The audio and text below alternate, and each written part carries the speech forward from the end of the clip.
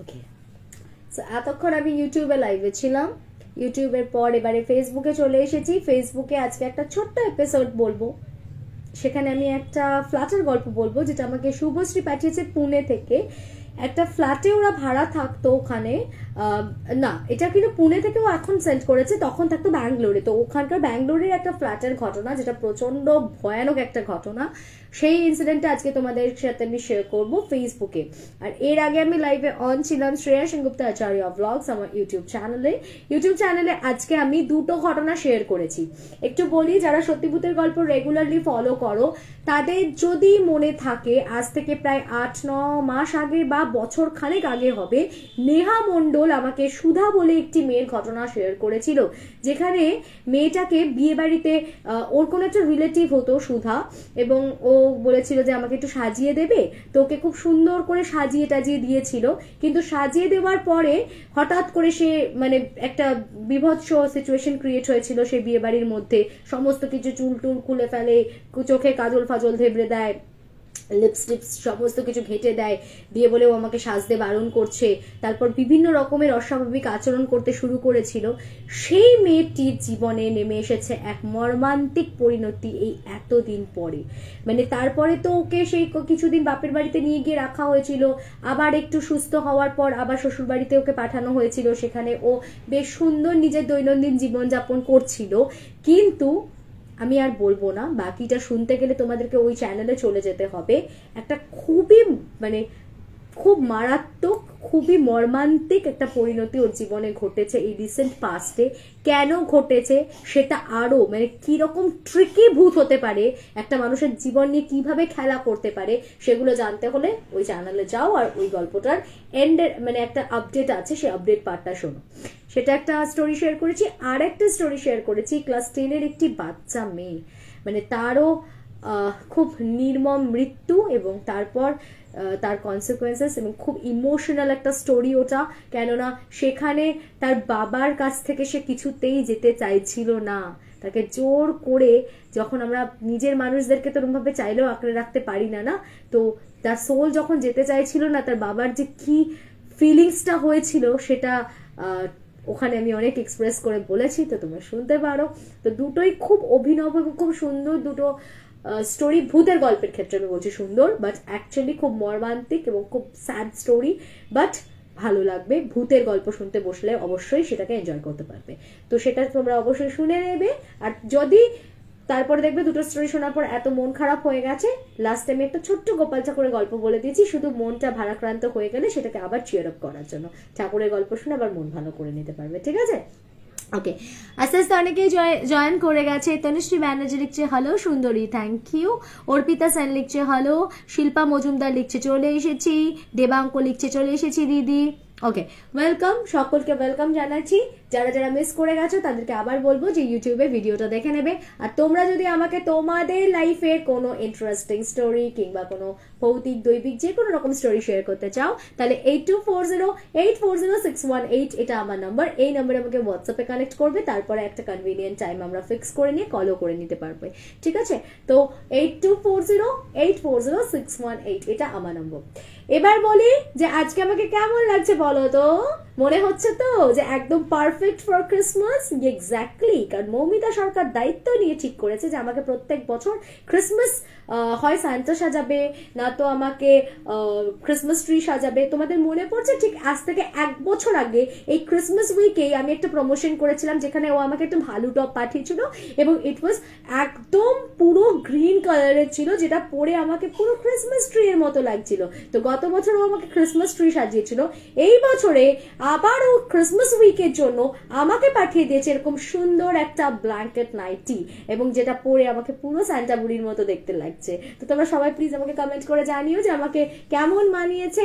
শুধু একটা ঝোলা আর একটুখানি দাড়ি থাকলেই একদম পারফেক্ট লাগতো আমাকে। ওকে, আমি পুরো একদম সান্টা ক্লজের মতো লাগছে দেখতে। এনিওয়েজ, তো এইবার এই ব্ল্যাঙ্কেট নাইটিটার ব্যাপারে বলি যে এটা জিনিসটা কিন্তু প্রচন্ড সফট, প্রচন্ড কমফোর্টেবল এবং প্রচন্ড গরম। এটা আমাদের এখানে এই ওয়েদারে কতটা মানানসই হবে আমি বলতে পারছি না। আমাকে অনেকে আছো যারা বাইরে থেকে শোনো, যারা প্রবাসে থাকো তারাও অনেক ঠান্ডার জায়গায় থাকো, বা ধরো যারা তোমরা একটু নর্থ ইস্টের দিকে থাকো বা এমন জায়গা থেকে আমাকে শুনছো যেখানে ভীষণ ঠান্ডা পড়ে, তাদের জন্য বলবো এটা একটা পারফেক্ট চয়েস, ঠিক আছে? এটা তোমরা সারাদিন বাড়িতে কমফোর্টেবলি তোমরা পড়তে পারবে। এত নরম, এত ভালো কোয়ালিটি। এটার প্রাইস হচ্ছে 415 অনলি। কিন্তু যারা হিল স্টেশনে ঘুরতে যাওয়া প্ল্যান করছো তাদেরকেও বলবো একদম মাস্ট বাই প্রোডাক্ট একটা। এটা আমাকে পাঠানোর জন্য ভীষণ মানে ধন্যবাদ আমি জানাচ্ছি ওকে, কেন কি আমি নিজেও যাচ্ছি দুদিন পর ঘুরতে, আর আমি ঘুরতে যাই মানে আমি হিল স্টেশনেই যাই, তো অবভিয়াসলি আমার সেখানে কাজে লেগে যাবে। বাট মানে হিল স্টেশনে যারা ঘুরতে টুরতে যেতে ভালোবাসো, পছন্দ করো, যারা এমনি জাস্ট ওখানে গিয়ে রিল্যাক্স করো, আউটিং করো, তাদের জন্য বলবো একদম এরকম একটা প্রোডাক্ট থাকলে আর কিছু তোমায় ক্যারি করতে হবে না। এটা একটা নিয়ে নাও, তোমার পুরো মানে ব্ল্যাঙ্কেটও গায়ে দিতে ইচ্ছা করবে না, তখন এটা পরে তুমি শুয়ে পড়তে পারবে এরকম, এতটাই এটা গরম। এক্স্যাক্টলি আই মিন ইট, ঠিক আছে? কিন্তু এখানে যারা বাইরে এই মুহূর্তে ঘুরতে যাওয়ার প্ল্যান নেই, কিংবা যারা মানে আমাদের এখানে এখানকার ওয়েদারে এটা বাড়িতে পড়ে থাকা যাবে না, মানে আমি এখানে বসে রীতিমতো সোয়েটিং, ঠিক আছে, প্রচন্ড গরম লাগছে, তো এটা একদম বাইরে বা হিল স্টেশনের জন্য বা ঠান্ডা জায়গার জন্য ভীষণ পারফেক্ট, বা বাইরে যারা ঘুরতে যাবে তাদের জন্য পারফেক্ট। আর এখানকার যারা আছো তাদের জন্য দেখাচ্ছে আরেকটা জিনিস, এটার প্রাইস আছে 420। এটা একটা ভুলেন কুর্তি। এখন আমরা অনেকেই আছি যারা শীতের দিনে ইভেন বিয়ে বাড়ি টিয়ে বাড়ি গেলেও সবসময় শাড়ি পরতে ভালো লাগে না, তো এটাও আমাকে যেটা পাঠিয়েছে দেখো, এটার সামনের ওয়ার্কটা দেখো, একটা ভীষণ, আর কালারটা দেখেছো এত সুন্দর, একটা সোভার সাটল লুক দিচ্ছে না কুর্তিটা, আমি তো পুরো একদম ফিদা হয়ে গেছি কুর্তিটার উপরে। তো এই কুর্তিটা, এটার প্রাইস আছে 420। এইটা, এই জিনিসটা আমাদের এখানকার ওয়েদারের জন্য একদম পারফেক্ট, মানে আমরা যদি এর উপর তুমি কিছু শল টল কিছু নিতে হবে না, এটা একদম পারফেক্ট। আমাদের এখানে যেরকম ঠান্ডা পড়ে তাতে বাইরে বেরোনোর জন্য একদম তোমাকে একটা সুন্দর কমফর্ট দেবে, ঠিক আছে?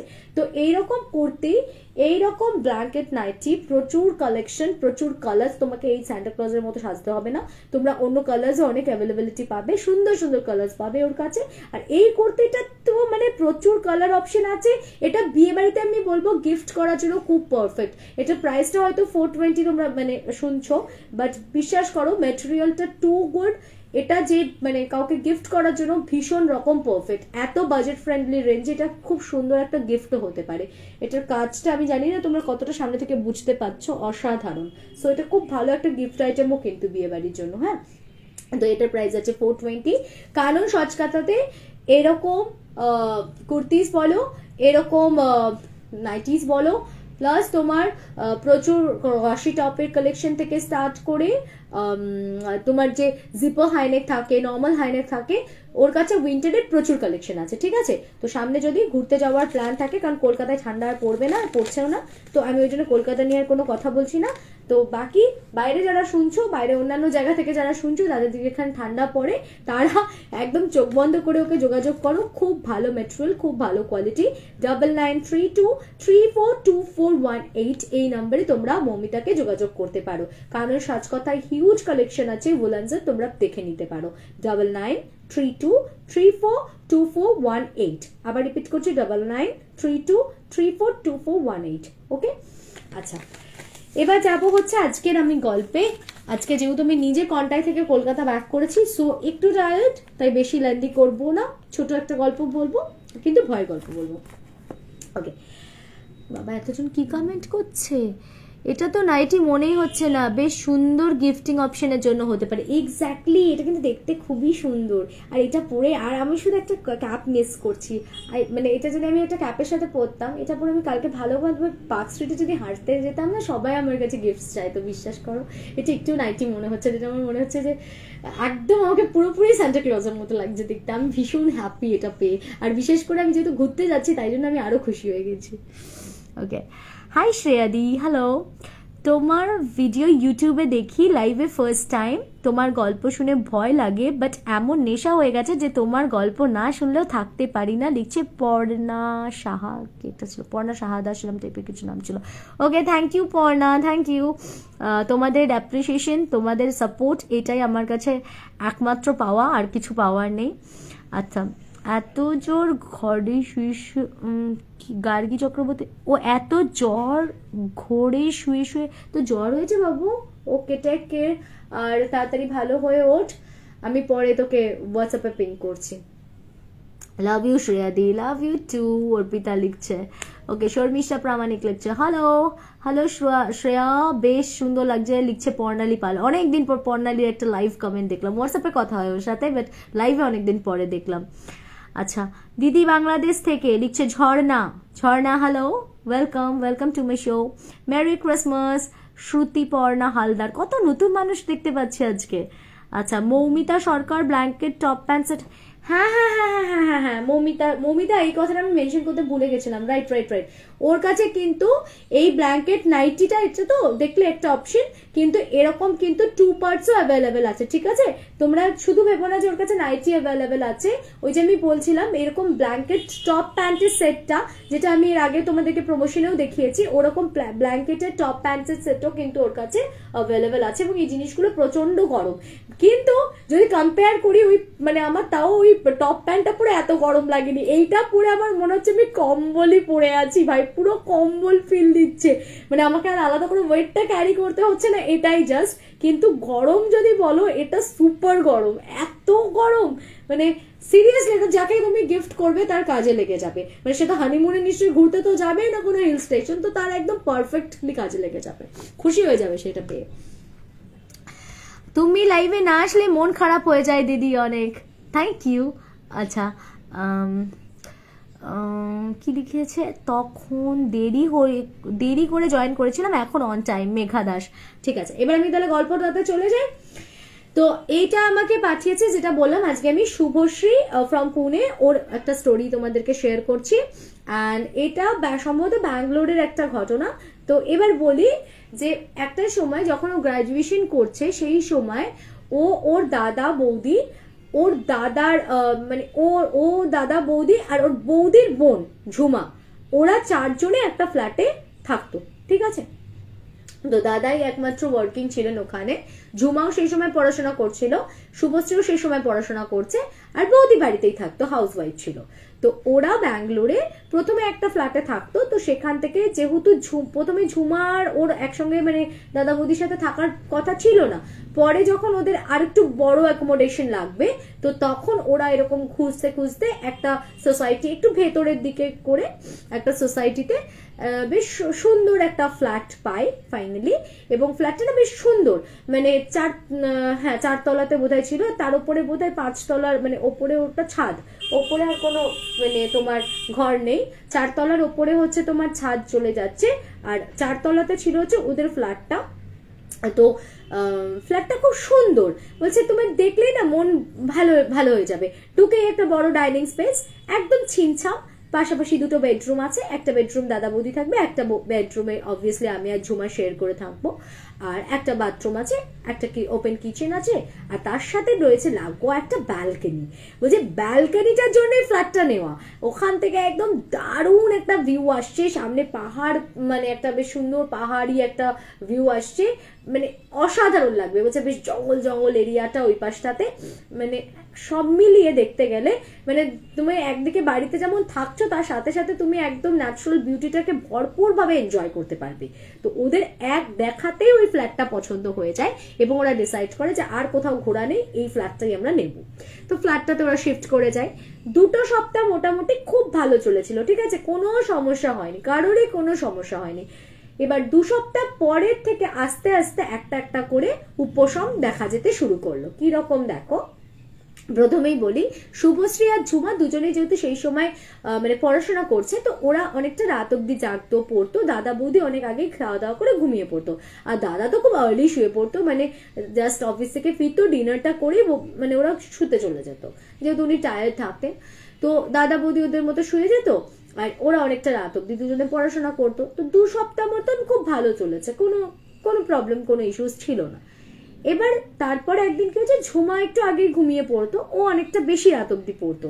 বলছে আমি একদিন ঝুমা শুয়ে পড়েছে, আমি একাই পড়ছি, পড়তে পড়তে হঠাৎ করে মনে হচ্ছে যে ছাদের ওপরে যেন মনে হচ্ছে কেউ বুলডোজার চালাচ্ছে, এইরকম জোরে ঘর ঘর ঘর ঘর ঘর ঘর ঘর আওয়াজ হচ্ছে। বলছে তারপরেও না আমি নানান রকমের আওয়াজ পাচ্ছি, নানান রকমের আওয়াজ বলতে যদি ধরো কোথাও কোনো কনস্ট্রাকশনে কাজ চলে, যেরকম হয় না যে রোলারগুলোর মধ্যে মশলাটা যখন চলে হয় যেমন ঘর ঘর ঘর ঘর ঘর ঘর করে আওয়াজটা হয়, তারপর ধরো ক্রেনের আওয়াজ হয়, এরকম যে নানান রকমের দেখবে একটা কনস্ট্রাকশন সাইটে যখন কাজ চলে তখন সারাদিনে যেরকম একটা বিভিন্ন রকমের আওয়াজ, বিভিন্ন রকমের একটা কথোপকথনের মানুষের আওয়াজ থেকে শুরু করে বিভিন্ন যন্ত্র মেশিনসের আওয়াজ সবকিছু মিলিয়ে ঝুলিয়ে যেরকম আওয়াজটা হয়, ওর পুরো ওরকম একটা সাউন্ড আসছে। তো ও মনে করলো কি যে হতে পারে এখানে আশপাশে কোথাও কনস্ট্রাকশন সাইট আছে, তো সেই জন্য বোধহয় এত আওয়াজ হচ্ছে। ও আর কথা না বাড়িয়ে সেদিন রাত্রেবেলা আর পড়ায় মন বসছিল না, ও ঘুমিয়ে পড়লো। পরদিন সকালবেলা ও কলেজে বেরোনোর সময় একবার ওদের যে সিকিউরিটি ছিল তো ওনাকে জিজ্ঞাসা করছে, আচ্ছা দাদা এখানে আশপাশে কি অন্য কোনো সোসাইটি তৈরি হচ্ছে, মানে কনস্ট্রাকশন সাইট আছে কোনো?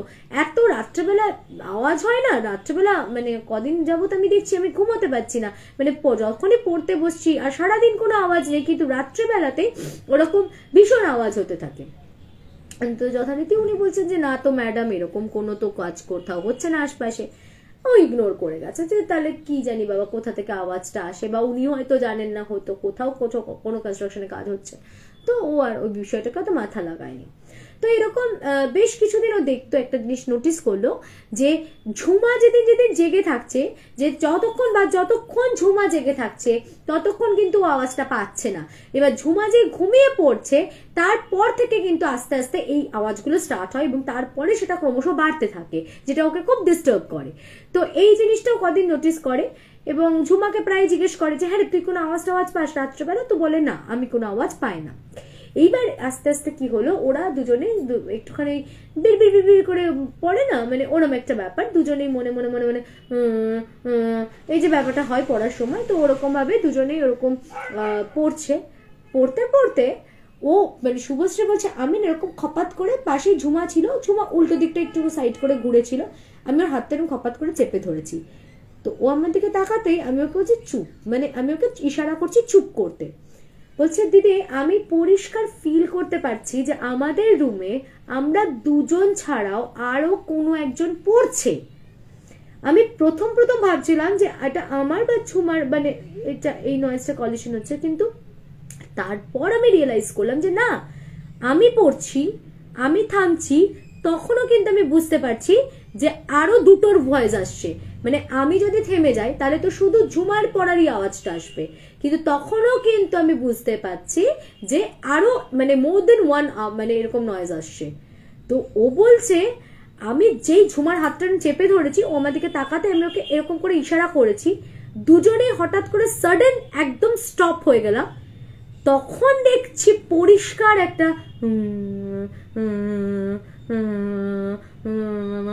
কন্টিনিউ আওয়াজটা হচ্ছে। তাহলে এই থার্ড আওয়াজটা কোথা থেকে আসছে, এই নয়েজটা কে করছে? ওরা তখন বিভৎস ভয় পেয়ে যায়।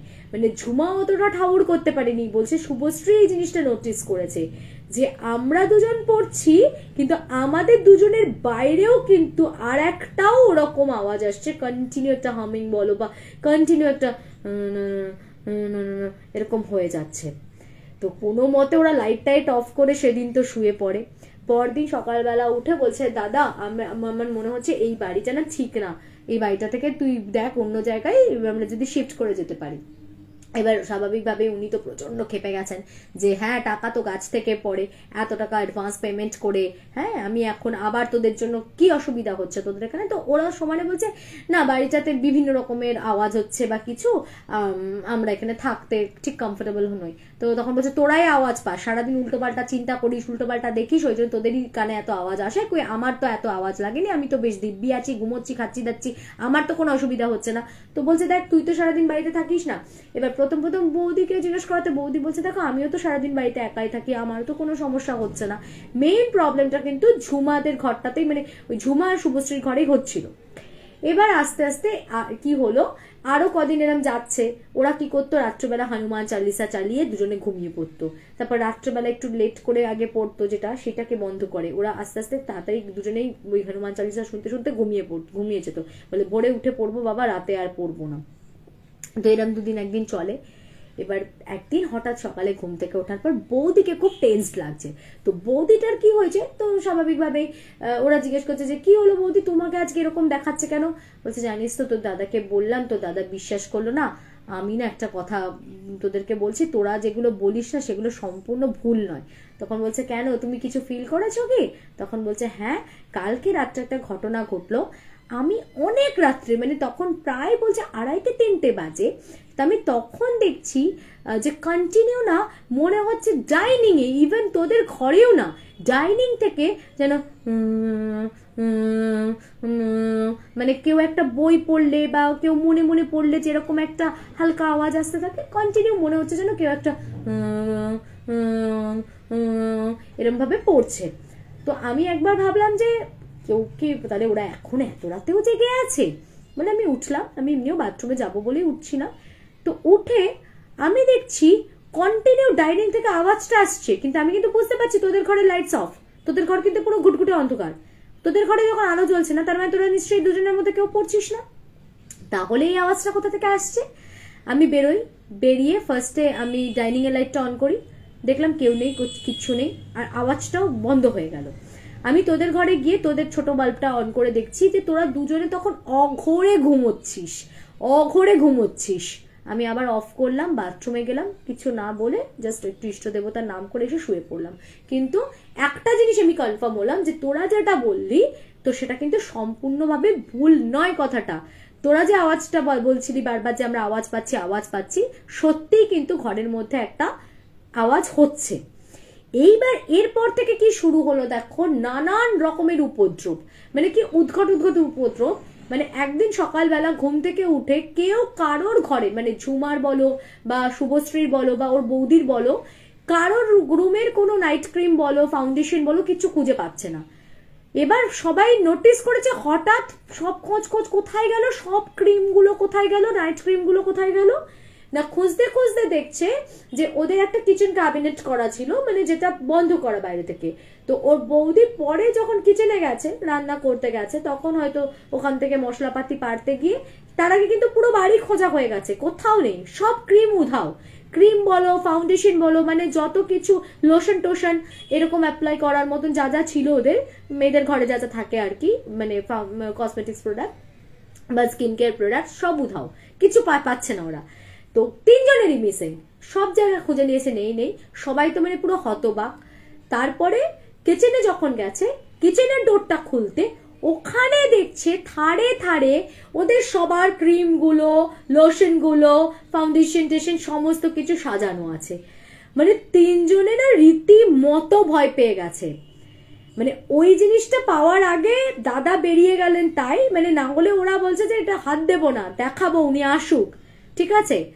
তো এবার পরে যখন এসছেন, তখন যখন বলা হচ্ছে, বলছে ইয়ার কি ফাজামো করার জায়গা পাও না, তোমরা কি মাথাটা খারাপ হয়েছে, এখান থেকে তোমাদের চেঞ্জ করার এমন মানে বায়ু উঠে গেছে যে তোমরা বাধ্য হয়ে এই সমস্ত করতে শুরু করেছো, আমাকে বোকা বানাচ্ছ। এটা কখনো হয়? সবার ক্রিম দিয়ে ওই তাকে উঠে পড়ে কখনো? তো উনি তো কিছুতেই বিশ্বাস করবেন না, কিন্তু ওরা বলছে যে এটাই হয়েছে, বিশ্বাস করো, আমরা কেউ এগুলোতে নড়াইনি, আমাদের খেদে কাজ নেই, আমরা তোমাকে বোকা বানানোর জন্য নিজেদের ক্রিম টিম নিয়ে গিয়ে রান্নাঘরের তাকে রাখবো। তো এটা একদিন ঘটলো। এরপরে আরেকদিন সকালবেলা ঘুম থেকে উঠে কারোর ঘরে কোনো চিরুনি নেই, কোনো রাবার ব্যান্ড নেই, কোনো হেয়ার ক্লিপস নেই। আবার পুরো বাড়িতে তন্ন করে খুঁজতে পাওয়া গেল সেগুলো কোথায় না, বাথরুমের একটা তাকে মানে যত ঘরে, মানে 2টো ঘরে যত চিরুনি বলো, যত হেয়ার ক্লিপস বলো, যত বান বলো, যত রাবার ব্যান্ডস ছিল, সব মানে চুলের যাবতীয় যা জিনিস সব গিয়ে ওই বাথরুমের তাকে। তো বলছে দাদাকে, বলছে দেখেছো তোমাকে আমি বলেছিলাম না, এবার তোমার বিশেষ হলো। তখন বলছে এটা নিশ্চয়ই তোমাদের মধ্যেই কেউ বদমাইশি করে করছে, তোমাদের এই সব ভয় দেখানোর জন্য। এরকম হয় কখনো? এইগুলো চলে আসে তোমাদের যত সমস্ত পাগলামো। হ্যাঁ, আমি তো এতদিন ধরে এখানে আছি, না কোনো আওয়াজ শুনতে পাই, না আমার কোনো প্রবলেম হয়, না আমার কোনো সমস্যা, কিছু নেই। তোমাদের শুধু এক প্রবলেম যে কোনদিন নাকি বলছো ক্রিম উড়ে যাচ্ছে, কোনদিন হেয়ার ক্লিপস উড়ে যাচ্ছে, তোমাদেরই সব সমস্যা, তোমরাই বোঝো, তোমরা না থাকবে তো যা পারো করো, আমি আর পারবো না, এত টাকা স্যালামি দিয়েছি, আমি এখন এখান থেকে যেতে পারবো না। তো উনি না কিছুতেই কনভিন্সড হতে চাইছিলেন না, মানে ওনাকে নিয়ে হচ্ছে মেন সমস্যা। ততদিনে কিন্তু অলরেডি বৌদি আর মানে ঝুমাদি আর তোমার শুভশ্রী ওরা কিন্তু কনভিন্সড হয়ে গেছে, মানে তিনজনেই কিন্তু বুঝে গেছে যে এই ঘরটা ঠিক নেই, এই ঘরে কিছু একটা গড়বড় চলছে। এইবার হলো কি, মানে ওরা, দাদা তো রাত্রে ফিরতো, বলে দাদা ফিরলে জিনিসটা কমে যেত, কিন্তু যতক্ষণ দাদা না আসতো ওরা তিনজনে রীতিমতো ভয়ে একটা ঘরের মধ্যে বসে থাকতো। বলে আমরা পরিষ্কার বুঝতে পারতাম, ধরো আমরা যে যার রুমে রয়েছি, যেন মনে হচ্ছে ডাইনিং এ কেউ হাঁটা চলা করছে, টুকটাক টুকটাক ধরো কোনো শোপিস সেটা হঠাৎ করে পড়ে গেল, হাওয়া নেই বাতাস নেই, রান্নাঘরে খুটুর মুটুর কন্টিনিউ আওয়াজ, যেন মনে হচ্ছে কেউ জিনিসপত্র নাড়াচাড়া করছে, মানে কিছু না কিছু একটা লেগেই থাকতো, কিছু না কিছু একটা বাড়ির মধ্যে লেগেই থাকতো। তো এইগুলো চলতে থাকে। এই করতে করতে এরপরে একদিন শুভশ্রীর একটা ভয়ঙ্কর এক্সপিরিয়েন্স ঘটে।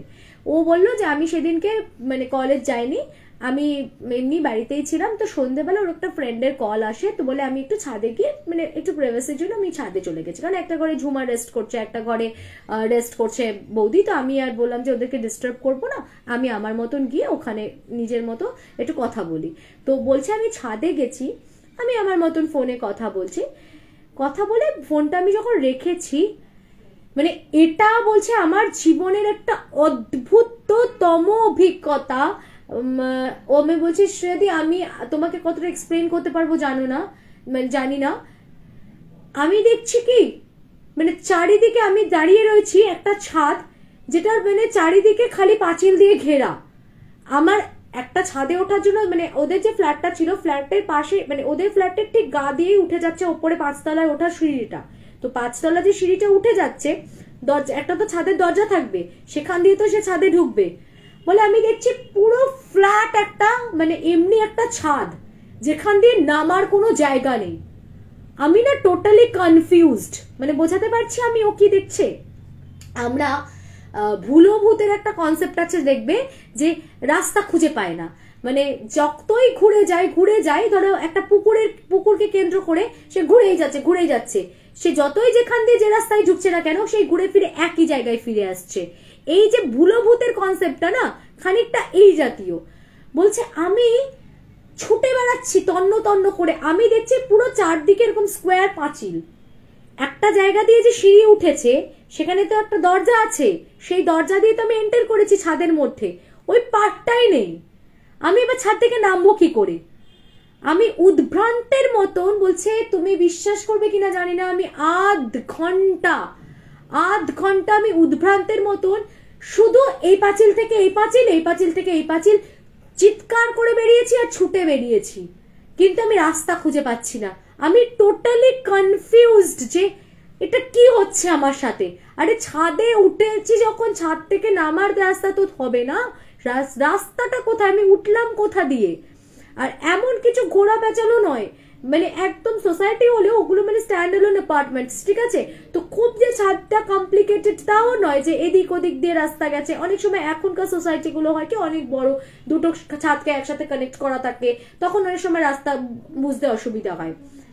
আমি দেখছি চারদিকে মানে সিম্পল ছাদ, একটা জাস্ট ওঠার জায়গা, আর কিচ্ছু নেই ছাদে, আর পুরো জায়গাটা এমনি স্কোয়ার।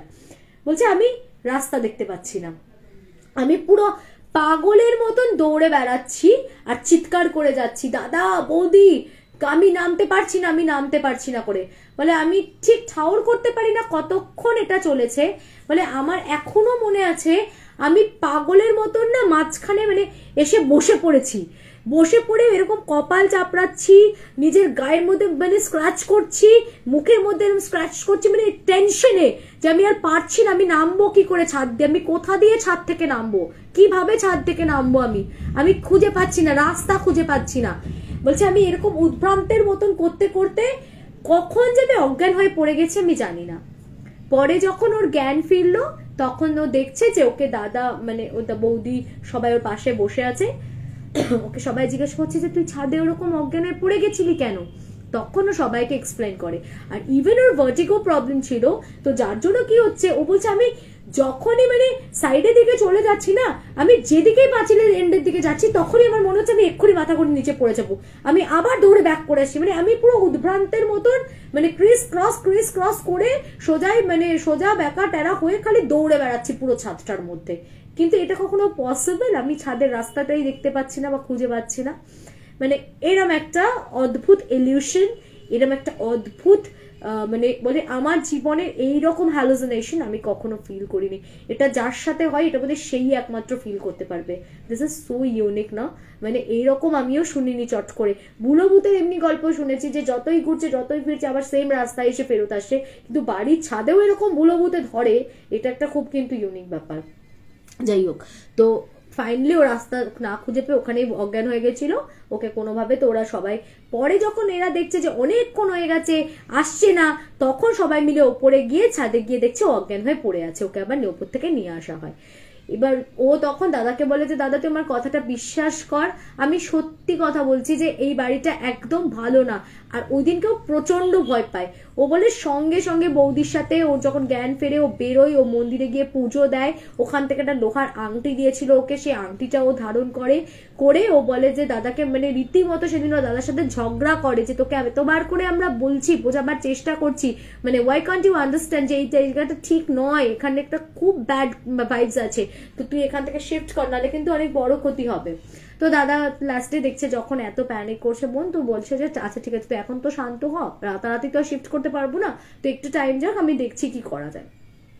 যথারীতি সেই রাতটাতেও তো ওকে ওর বৌদি চৌদি সবাই মিলে নিয়ে ওকে একসাথে নিয়ে শুয়েছে।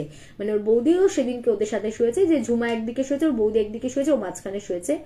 এবার ও বলছে আমি চোখটা বন্ধ করেছি, সবে একটু তন্দ্রা এসছে, আমি কন্টিনিউ দেখছি স্বপ্নে যে একটা মেয়ে, মানে সেটা খিলখিল খিলখিল করে মেয়েটা হাসছে আর মেয়েটা দৌড়ে বেড়াচ্ছে, মানে একটা খুব প্রাণোচ্ছল মেয়ে।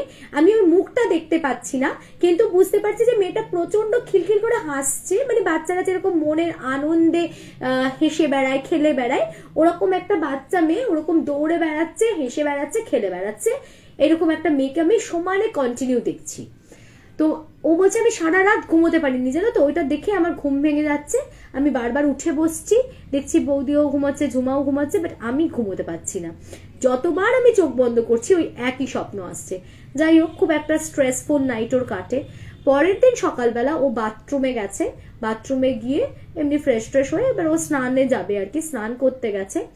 ও পরিষ্কার ফিল করলো বাথরুমের ভেতরে ওকে কেউ প্রবল জোরে একটা ধাক্কা মারে, ও পড়ে গিয়ে এতটাই বেকায়দায় পড়ে গেছিল।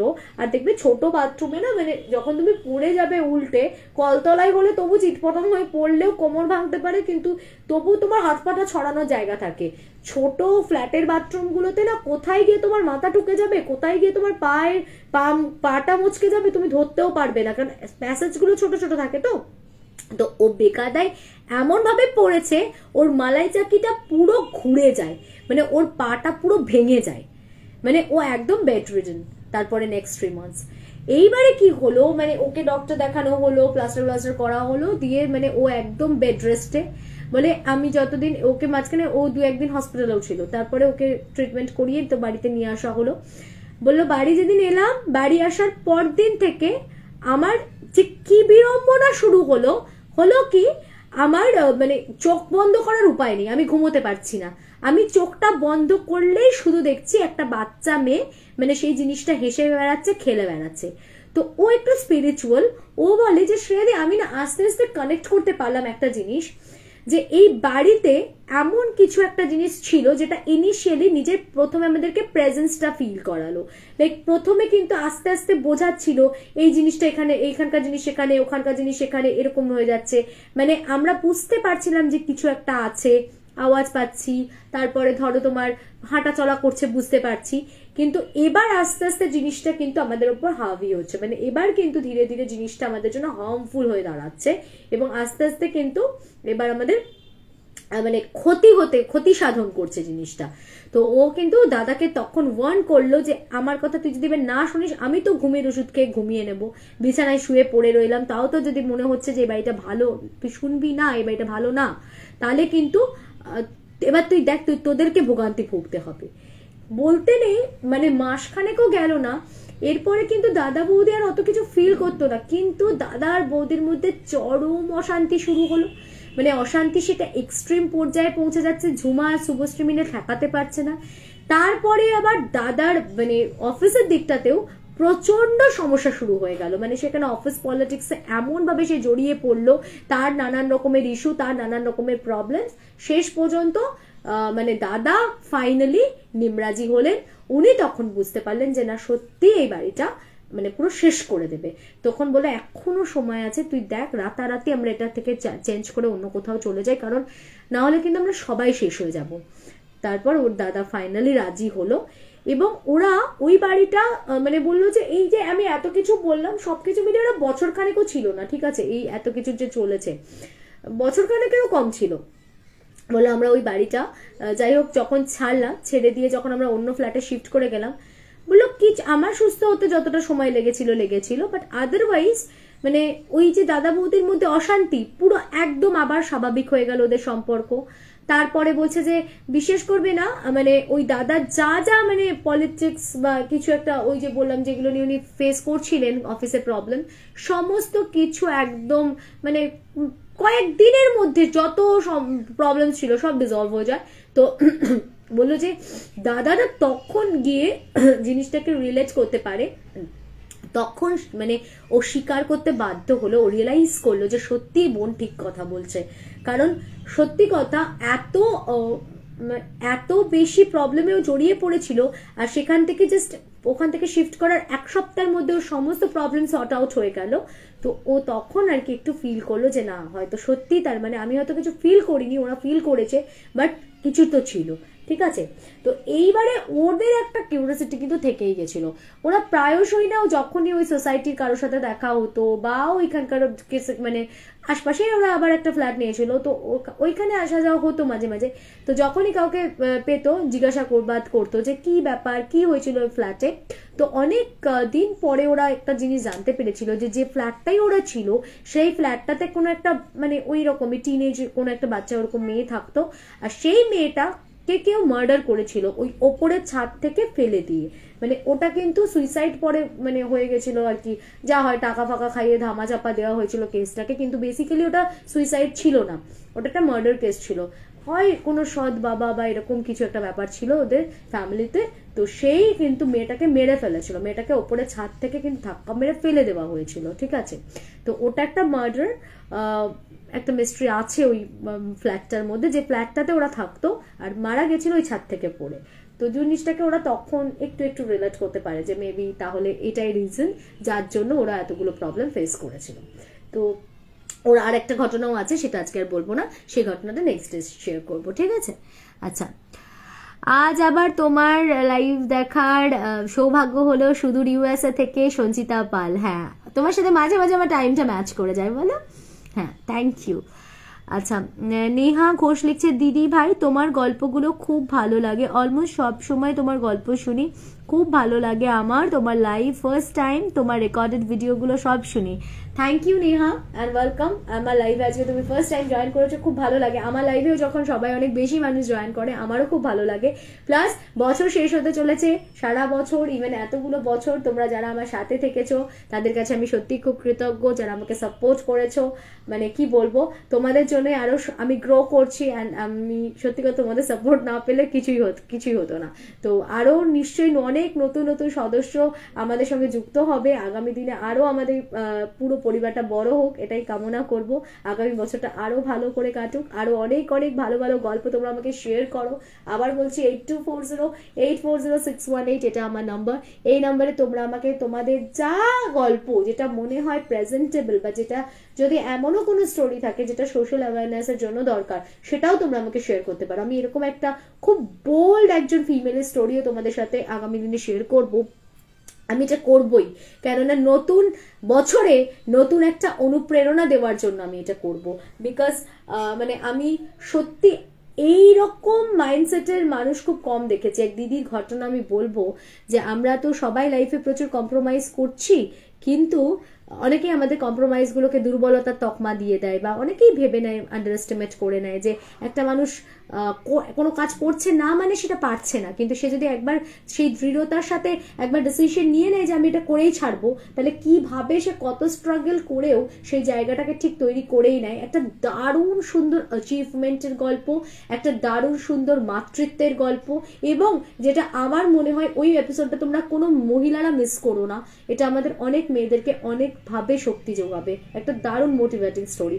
আমি যদি আগামীকাল লাইভে আসার একটু ইচ্ছা আছে, কেননা আমি যেহেতু সানডে একটু ব্যস্ত থাকতে পারি, কারণ সানডে আবার ব্যাক করার ব্যাপার আছে।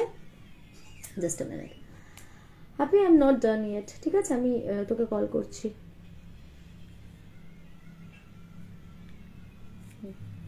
তো আমি হ্যাঁ যেটা বলছিলাম, তো যেহেতু আমি আসতে পারবো না সানডেতে, তো তাহলে আমি ট্রাই করবো যদি আমি আরেকটা দিন তোমাদেরকে এই উইকে মানে ফ্রাইডে বা স্যাটারডেতে অ্যাফোর্ড করতে পারি। যদি কালকে পসিবল হয় তো কালকে এসে আড্ডা মারা যাবে, ঠিক আছে?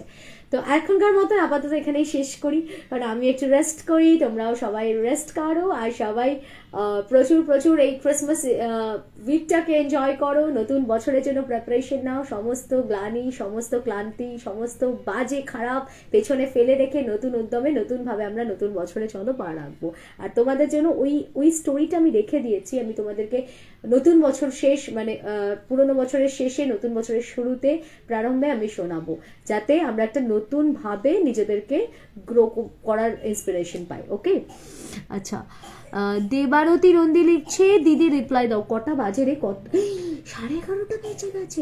আমি না মাকে বললাম আমি 9:30 বসি, মা আমি 10:30 মধ্যে আই উইল বি ডান। আমার কি হয়, তোমাদের সাথে গল্প করতে করতে এমন হয়ে যায় যে আমি কিছুতেই তাড়াতাড়ি ক্লোজ করতে পারি না, মানে আমি চেষ্টা করেও করতে পারি না। আজকে প্রমোশন লাইভ দেখছি, আজকে প্রথম শ্রুতিপর্ণা হালদার লিখছে, আজকে প্রথম লাইভ দেখছি, রেকর্ডেড ভিডিও দেখি রোজ রান্না করতে করতে। Thank you. মধু চ্যাটার্জি লিখছে, কোনো একদিন পরীর গল্প শুনতে চাই যদি পসিবল হয়। নিশ্চয়ই আমি পরীর গল্প শোনাবো তোমাদেরকে। দিদি আমার ছোট মোটিভেশনাল স্টোরিটা কাইন্ডলি শেয়ার করো। আদিশীল, হ্যাঁ, তবে ওটা মোটিভেশনাল তো হ্যাঁ হতে পারে তোমার কাছে, ওটা একটা ভালো মানুষের গল্প, ওটাকে ঠিক মোটিভেশনাল বলা যায় না, বাট ওটা একটা ভালো মানুষের স্টোরি। তবে তোমার কাছে যেহেতু এটা খুব একটা প্রিশিয়াস একটা এক্সপিরিয়েন্স, বা তোমার কাছে যেহেতু একটা স্পেশাল, আমি নিশ্চয়ই কোনো একদিন গল্পের ফাঁকে ওটা সবার সাথে শেয়ার করব। ওকে, আচ্ছা, merry Christmas, happy new year in advance. Okay, আমি এখন আসবো, এখন হ্যাপি নিউ ইয়ার বলিস না, হ্যাপি নিউ ইয়ার বলার জন্য আমি অনেকবার আসবো তোদের কাছে। আচ্ছা, তুমি রোজ এলেও আমাদের প্রবলেম নেই, তোমার স্টোরি শুনে এখন ঘুম আসে না, লিখছে হৃদিকা দাস। ওকে, আচ্ছা, তারপরে লিখছে যে কেমন আছো দি, লাইভ জয়েন করলাম অনেক দিন পর, রেকর্ডেড ভিডিও শুনি সব, বাট লাইভ জয়েন করা হয়ে ওঠে না। শোভন, হ্যাঁ তুই তো এমনিতে আমাকে সব পোস্টে কমেন্ট করিস, আমি কমেন্টসগুলো পড়ি, তো তোকে আমি চিনি, মানে আমি কমেন্টের থ্রুতে তোকে চিনি। ওকে, আচ্ছা, পিকনিক কবে হবে দিদি? দেবাঙ্ক, এবারে আমাকে ক্ষমা দাও, আমি আর পিকনিক করতে পারবো না, আই এম সো টায়ার্ড, কারণ আমার শরীরটাও ভালো নেই। তো এক তো আমার এই শরীর মানে লাস্ট 1 মান্থ ধরে আমি প্রচন্ড ভোগান্তি ভুগেছি, ঠিক আছে, মানে আমি হয়তো নিজে ভেতর থেকে মানে এনার্জেটিক বলে সেটা অতটা বোঝা যায় না, কিন্তু আমাকে যদি কেউ ক্লোজ ভিডিও দেখে বা যারা খুব ক্লোজলি আমাকে কাছ থেকে দেখছে তারা বুঝতে পারছে মানে আমার নিচে পুরো ডার্ক সার্কেলস এসে গেছে, এতটাই আমি কি বলবো, মানে যেটা একটা হয় খুব স্ট্রেস গেছে, সবকিছু গেছে, তার মধ্যে আমি আর কদিন, আর 10-12 দিন পর আমি ঘুরতেই চলে যাব, তারপরে এসে আবার বললাম আমার ভাইয়ের বিয়ে হবে। ওকে, বাই দ্য ওয়ে, আমি কখনো ব্লগ তো ওভাবে করি না, বাট ইয়েস আমি আমার ভাইয়ের বিয়ের কিছু কিছু ক্লিপস তোমাদের সাথে শেয়ার করবো, কারণ ভেরি মাচ এক্সাইটেড। আমি নেক্সট যেদিন লাইভে আসবো সেদিনকে আমার ভাইয়ের বিয়ের কার্ডটা দেখাবো, কারণ এই বাড়িতে আমার কাছে কার্ডটা অ্যাভেলেবেল আছে, তো আমি কার্ডটা তোমাদের সাথে শেয়ার করবো। আর তারপরে আমরা আমার ভাইয়ের আইবুড়ো ভাত, যেটা আমি দিচ্ছি মানে স্পেশালি, এখন তো এতদিনে প্রথমবার আমি কাউকে মানে আমি বড়দের মতন আইবুড়ো ভাত খাওয়াচ্ছি, তো এটা আমার কাছে খুব একটা স্পেশাল ব্যাপার লাগছে। কেন কি এতদিন কি হতো কি মারা সব অ্যারেঞ্জ করছে, আমি ওখানে পার্টিসিপেট তো করছি, কিন্তু মারাই খাওয়ায় এরকম হয়েছে। কারণ আমার বাড়িতে আমার পরে আমার ভাই মানে ভাইয়েরই আমার ফার্স্ট বিয়ে করছে, আমাদের মানে আমাদের কাজিনদের মধ্যেও আমি সবার বড়, তারপরে আর এমনিতে আমাদের কারো কোনো সিবলিং নেই, তো আমরা সবাই নিজেদের ভাই বোনের মতোই একসাথে বড় হয়েছি। তো আমার পরে আর কারো বিয়েও হয়নি, তো আমি কারো বিয়ে এনজয়ও করিনি, আর আমি কাউকে আইব্রো ভাত দেওয়ার সুযোগও পাইনি, তো এবার ফার্স্ট টাইম আমি করছি। তো আমি সব নিজের হাতে অ্যারেঞ্জ করেছি, আমি ভীষণ এক্সাইটেড, অ্যান্ড অনেক কিছু প্ল্যান আছে, অনেক কিছু মজা করবো। তো তোমাদের সাথে আমি ছোট ছোট করে একটু একটু ক্লিপ করে করে শেয়ার করবো, হোপফুলি তোমাদের সেটা ভালো লাগবে। তবে হ্যাঁ, আমার ব্লগ মানে তোমাদের অনেকের কাছে খুব মনোজনাস হতে পারে, আমি এক একটা ব্লগ দেখি, বিয়ের ব্লগে ওই কিছু আর দেখায় না, শুধু ওই গয়না দেখায়, গয়না গয়না গয়না, ওইসব ভুলভাল জিনিস না, মানে আমার ফিলিংস বা আমার নিজের ভালো লাগার জায়গাগুলো সেগুলো তোমাদের সাথে শেয়ার করবো, ঠিক আছে? ব্লগ মানে না কি এই আমার এই ক্যাটারার কি খাওয়াচ্ছে এইসব ব্যাপার নয়, আমরা কি মজা করলাম, কি আনন্দ করলাম, কি মোমেন্টস গুলো কাটালাম, সেইগুলো তোমাদের সাথে শেয়ার করবো। ওকে, এবং বৃত্তের বাইরে কোথায় পাবো প্লিজ বলো। এবং বৃত্তের বাইরে তোমরা বইমেলাতে তো স্টল আছে, আমাদের সত্যিভূতের গল্পের স্টল নাম্বার আমি মেনশন করে দেবো, পেয়ে গেলে তো সেখানে তুমি পেয়ে যাবে অ্যাভেলেবল। এলস তুমি অনির্বাণ ব্যানার্জি আমার সঙ্গে যোগাযোগ করো, আমি তোমাকে অনির্বাণদার নাম্বারটা দিয়ে দেবো, সেখান থেকে তুমি বুক করে নিতে পারো, পেমেন্ট ক্লোজ করলেই তোমাকে ওটা ডিসপ্যাচ করে দেবো, হবে, নো প্রবলেম। দি এবার ফার্স্ট বছর এবার ফার্স্ট বছর চলে আসে দিদি সেই তোমার গল্প শুনতে শুনতে। হ্যাঁ দেখ, বছরটা কেটেই গেল। আমি তো রোজ 2-3 অবধি শুনি তোমার গল্প, না শুনলে আমার ঘুম আসে না দিদি, লাভ ইউ সো মাচ, লিখছে তোরসা সিংহ রয়। ওকে, থ্যাংক ইউ তোরসা, আমার গল্প শুনতে থাক, তবে এত রাত জাগিস না, এত রাত জাগলে কিন্তু ইয়ে হয়ে যাবে, ডার্ক সার্কেলস চলে আসবে। আমি দেখ কত রাত্রে ঘুমাইনি, দেখ দেখতে পাচ্ছি আমার চোখে ডার্ক সার্কেলস এসে গেছে, এখানটা দেখ বুঝতে পারবি। হ্যাঁ, আমি am not that fit enough, মানে আমার চোখ দেখলে বোঝা যাচ্ছে যে I am not that fit enough, but আমার মন কিছুতেই সেটা মানছে না, আই এম অলওয়েজ অন সবার কাছে, ওই জন্য বাড়িতে আমি প্রচণ্ড বকা খাই। লেডি সান্টা আমাদের প্রত্যেক উইকে নিউ নিউ স্টোরি গিফট করে, love you aunty, thank you Sneha. Okay, আমার আজ বার্থডে, তুই আমাকে উইশ করলি না? Oh sorry, so sorry, actually আমি সকাল থেকে খুব ব্যস্ততা ছিলাম, এই 12টা তো বাজেনি এখনো। So many many many returns of the day Amritadi, happy happy birthday. মানে আমি কি করে এটা মিস করতে পারি, তুমি আমাকে এত ভালোবাসো, আমিও তোমাকে ভীষণ ভালোবাসি। ওকে, আর আমাদের সকলের তরফ থেকে তোমার জন্মদিনের জন্য রইল অনেক এক রাশ শুভেচ্ছা, খুব ভালো থেকো, খুব এনজয় করো, পুরো বছরটা তোমার খুব ভালো কাটুক, ঠিক আছে? ওকে, সো আর আমি কথা বলবো না, আর কারো কমেন্টস পড়বো না, কারণ পড়তে পড়তে পড়তে পড়তে আমি শেষ করতেই পারছি না। আজকের মতো এখানেই শেষ করছি, আবার দেখা হচ্ছে, দেখি কবে আমি যা লাইভে আসবো সেটা আমি তোমাদেরকে আপডেট করে দেবো, ঠিক আছে? Good night all of you, চলো ঘুমোতে যাও, টাটা।